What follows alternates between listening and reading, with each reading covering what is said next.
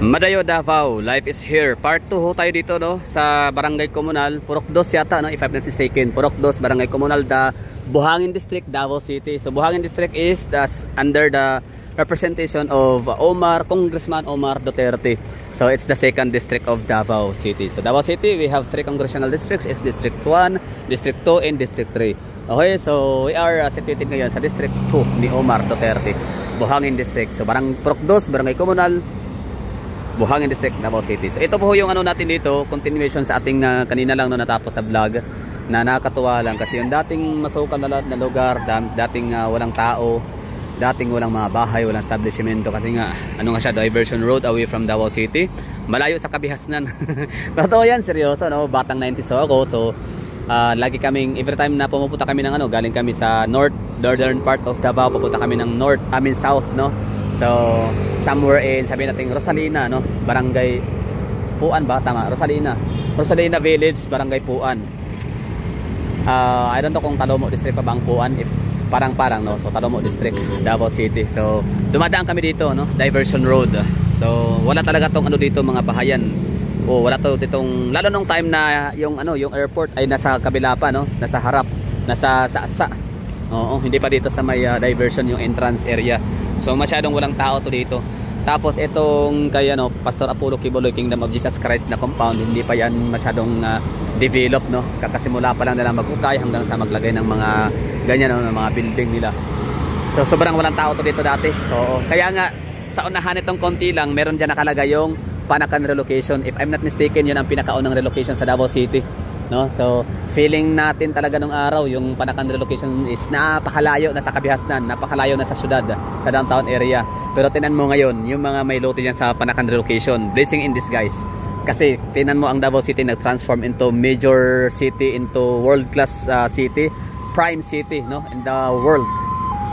Totoo yan, in the world, no. So ano pa ba natin, no, titipirin pa ba? So yun na yun, prime city in the world na siya ang Davao City. So yung mga nakabili ng nakakuha ng naka-benefits, o yung beneficiary ng Panakan relocation area, at yung iba siya binenta, so nasisisi yung iba siguro, no. So yung iba naman ay blessing in disguise na nakabili sila ng lupa sa lote sa Panakan relocation. At yung iba talaga hindi nila binenta, no. So congratulations ho sa inyo kasi ang inyong lugar ay napaka valuable na lalo ngayon, no. Kasi nga tinan mo ang itong lugar, Barangay Comunal, ang ganda na, di ba? Ang dami niyang mga establishments, ang dami niyo na makikitang magandang, ang dami niyo na makikitang mga magandang establishment like Jollibee, no. Very useful ho yan sa mga nagugutom. 24/7 open, no. Wala man kaming Jollibee sa loob ng aming airport sa ngayon, pero meron naman tayo sa labas, di ba? Santa Lucia Mall. Sa likod merong grand parking space na may mga banda-banda, no. Oktoberfest, fiesta sa parking space do. Tapos meron doon mga kainan doon sa unahan, no, dadaan natin kanina. Kasi ito merong Chinese restaurant, no, Mix Temptation, sarap niyan siguro, hindi ko pa natikman. Baka mahal, no. So natin yan, no, may mga kumakain, galing, no. Congratulations, no, mga taga rito, mga taga Panakan, taga Saasa, mga taga Comunal, taga Kabantian, Indangan, no. So congratulations ho sa inyo mga taga Panakan relocation kasi the best. Meron kayo ng dalawang university, no, GMC or Jose Maria College Foundation, tapos meron din kayo doon sa LPU or Lyceum of the Philippines, tapos meron mga condominium, maraming mga may mga township din doon sa unahan na yan, no? So, ang dami nyo pwedeng gawin dito mga activities, no. Pwede kayong mag-party, pwede kayong mag-shopping, pwede kayong kumain, mag-dine-in. So nakakatuwa lang. So Duterte legacy, Duterte effect. In the long run talagang nagbunga ang kanilang sakripisyo na ginawa at mga itinanim na batas, itinanim na pagod, sipag, gano'n, no. So matalino talaga sila, very innovative itong mga Duterte family. Yung iba nakikilala lang mga Duterte, si Tatay Digong for example, palamura, bastos daw ang bunganga, di ba? Pero ito yung naging bunga ng kanyang pagiging bastos. Si Mayora, butangira daw. Butangira, sinuntok yung sheriff, siyempre kahit sino naman, di ba, nakaasar yun, ha. Hindi ko na sabihin, ako yung pag naaalala ko ulit yun, parang natitrigger ulit yung yung aking katawang lupa. Natitrigger ako kapag naalala ko yung ginawa ng sheriff, no, sa mga na-demolish. Walang consideration ba, no? Akala mo talaga hindi kumakain ng bigas, hindi namamatay kung sino makapag utos, walang pakialam sa mga tao dyan. Tao pa rin naman yan, kahit pa informal settlers yung mga yan, tao pa rin. Kaya yun, nabugbog katuloy. Pero I think okay naman na sila ngayon, dalawa. So ito yun ha, Comunal, Barangay Purok 2, Barangay Comunal, Davao City. Tapos sa likod naman ito, parang ano na siya, Barangay Sasa, or Barrio Pampanga, I don't know, no? So, ang ganda ng lugar, grabe, no? Grabe yung innovation, grabe yung transformation. Mayroon ng Dunkin. Dating lugar na walang laman, dating lugar na madilim, nakatakot. Dumping area pa ito dati, no? Dumping area ba ng mga ano, mga patay na aso, ganun. Ngayon, kita mo, mahal na. Ang dami nga rin mga nakikitang mga Airbnb, transients. Mga staycation within the vicinity dito. Kasi nga, malapit sa airport, ang dami talaga nating mga nakikitang mga comments, no, sa ating comment section na sinasabi nila na wala ka bang marekomendang mga hotel malapit lang sa airport. So actually marami. Hindi lang hotel, actually Airbnb malapit yun sa may bandang Country Homes, Kabantian, Comunal, Panakan location dito sa likod, no? Barrio Pampanga, marami. So pag hotel naman doon sa may unahan lang ng konti. Yun, no? Airport exit area yan. Sa mga may sasakyan, sundo, taxi, so dyan kayo lalabas lahat. Sa mga tao naman na naglalakad lang, so pwede kayong maglakad dyan palabas, exit area. Pwede rin doon sa kabila, depende kung alin ang gusto nyong tripping yung maglakad. Diba? Ang ganda na ng lugar, no? Dating masukal, dating madilim. Talahiban. Dating walang pumapansin sa lote, siguro dito panigurado may mga nagbibenta dito ng lupa ng araw, baka pahirapan pang ibenta, no? I-deal. Kasi wala nga sino bang mag-aakala na itong lugar na to para na rin siyang syudad. Tunay, no? Para na siyang syudad, mantakin mo, merong airport, merong university, dalawa. Merong kingdom. Although private yan, hindi yan parang ano yan para sa simbahan nila yan, no? So, ulitin natin. Para na siyang syudad kasi meron na siyang airport. Meron siyang dalawang university, Jose Maria College and Lyceum of the Philippines University. Merong Chowking, merong Waxis, merong Jollibee. What else? Meron tayo ditong Dunkin. Meron tayong shopping mall, of course, no? Meron tayong Santa Lucia Mall, and of course meron tayong ground parking space nga na ginagawa talaga siyang event place every Friday, Saturday and Sunday, which is nakakatuwa ho yun para sa mga magbabarkadang gustong gigimik na taga rito lang din naman sila. So it takes time bago makapunta ng downtown area, no? Para makapunta ng Davao Global Township, Ashuela Cove, para makapunta ng MTS, Market Basket ng Damosa. Ang layo ho ng mga yan mula rito. Although pinakamalapit Market Basket, pero syempre traffic, no? Talaga nga i-consider natin yung travel time due to traffic, so napakahaba. So very time consuming and very inconvenient. Kaya buti na lang meron ditong Santa Lucia Mall. Nakakatuwa, no? Ngayon meron pa silang dito.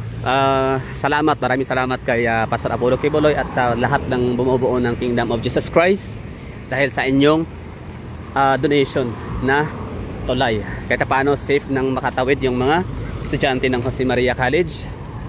Kahit paano ay safe na rin makatawid ang mga pasahero. Yung mga may flight, no? Lalo pag hindi taga Davao.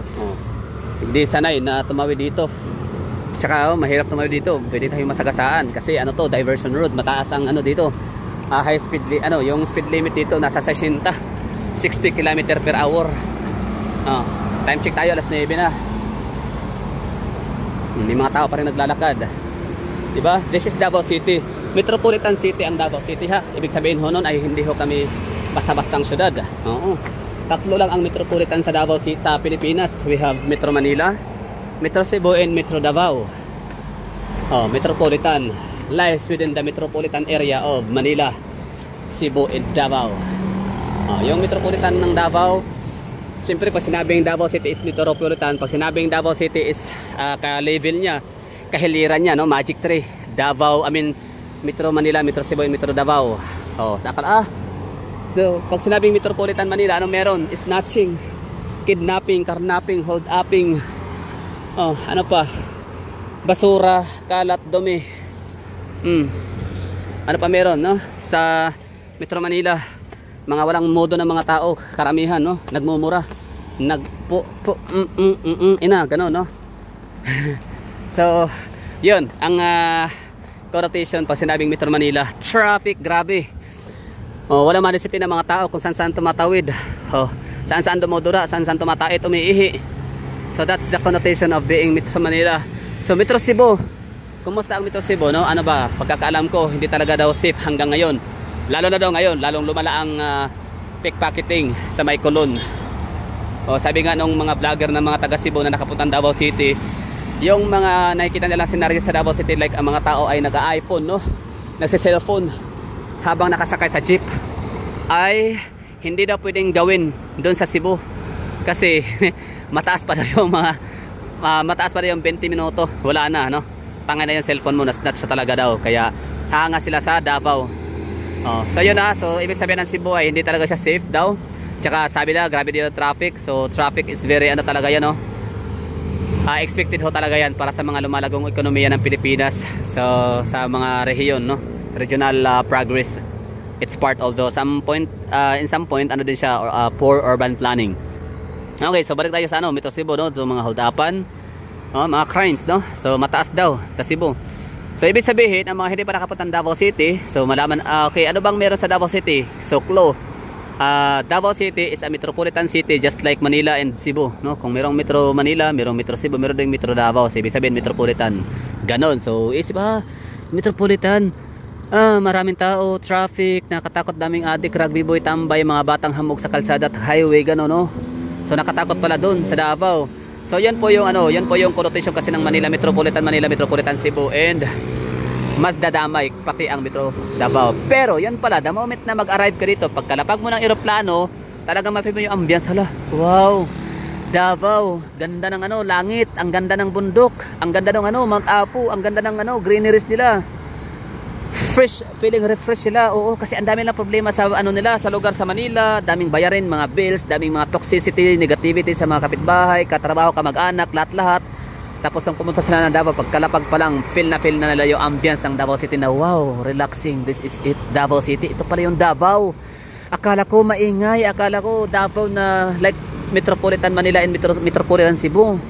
Hindi pala, slow pacing pa rin pala dito, province feels pa rin pala siya kahit metropolitan na. O yun yung impression ng mga vlogger, o hindi, kahit hindi vlogger, yung mga simpleng mga mamamayan, ibig sabihin mga tao na nagpupunta ng Davao City na may cellphone, may camera, sinishare nila sa kanilang mga Facebook na hindi nila naisip, hindi nila inakalang magba-viral, magte-trending pala yung mga compliments and facts, no? And truth about Davao City na kanilang sinishare sa kanilang mga platform. Yun, no? So, dating masukal, ngayon, pwede na siyang gawing panibagong syudad ng Davao City. O, away from Davao. Hindi ba away?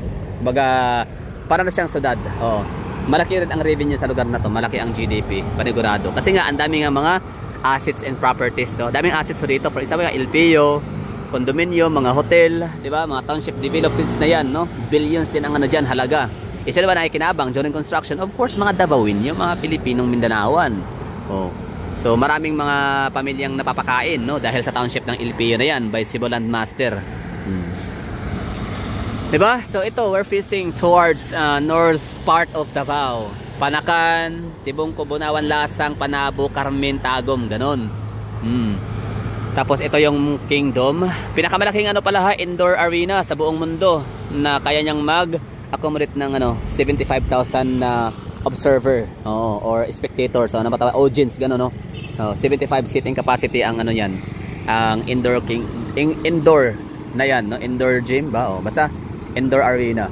So siya ay pumapangalawa na lang ang Philippine Arena ng San Jose, ng Santa Maria, Bulacan. Santa Maria, Bulacan indoor arena, Philippine Arena ay nasa 50, if I'm not mistaken, 50 to 55 seating capacity. So malaki na rin yan, no? Yan nga lang nung natapos ito, na-dethrone niya ang ganong pangalan. So buong mundo, ha.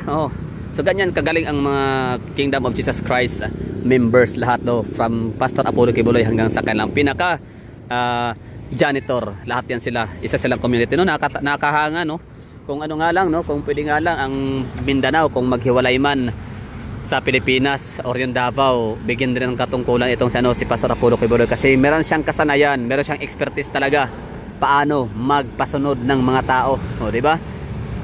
Galing ng Kingdom of Jesus Christ, KOJC. Ang galing ng mga Duterte, ang galing ng mga taga Davao, ang galing, super galing. Walang katulad. So ano sa tingin niyo, no? Yung mga sinasabi ko dito, ha? Ulitin ko. Parang bagong syudad ang lugar na to dito kasi merong township, condominiums, hotels, university, Lyceum of the Philippines University. Merong Kingdom, the biggest, largest indoor arena in the whole world, in the planet. Tapos meron tayong Waxis, dati McDonald. Meron tayong Chowking, ulitin ko. Tapos merong gasoline station. Anong ano yan? Gasoline station ba yan? Shell. Okay. Meron tayo ditong ano, mga subdivisions. Of course, meron tayong Santa Lucia Mall, 7-Eleven, Jose Maria College, University, Foundation. Diba? Santa Lucia Mall, Jollibee ulit. Jollibee andyan Jollibee. Mixed Temptation na Chinese restaurants na napakasarap siguro. Tansya ko lang. Magkano kaya presyo dyan, no? Aktikim naman sana. Diba? Ganyan. Ganda ng lugar dito. So, that would be all. Thank you for watching. Sana ay nagustuhan niyo itong ginawa ko nating pag-vlog dito sa Davao City. Purok 2, Barangay Comunal, Buhangin District, Davao City. Mindanao Republic. Diba? Pero Davao City Republic, okay na talaga tayo doon. Hindi ko na kailangan hindi natin kailangan ang ibang rehiyon ng Mindanao kasi nga daming kurakot nga, no? Ayaw natin sa Cagayan de Oro City na sumama sa Davao City kasi binoto nila si Suwan, Lord Suwan. Ayaw natin sa mga Tagalanao kasi binoto nila si Kung Adjong, di ba? Grabe 'yan si Adjong, no? Grabe. Kakalungkot. Hindi siya natakot kay Allah, no? Di ba haram 'yan? Haram yan na di ba? Na mangurakot, makipagsabuatan sa mga kurakot. Mga taga Davao Oriental, Davao de Oro, ba't nyo binoto si ba't nyo binoto si Almario tsaka si Zamora, Kagasang Del Sur. Basta yung mga ganyang mga congressman, sila yung gagawa ng paraan para mawala sa Mindanao ang mga Duterte. Kasi nga hindi sila makapagnakaw kapag ka Duterte ang magiging pangulo ng isla ng Mindanao.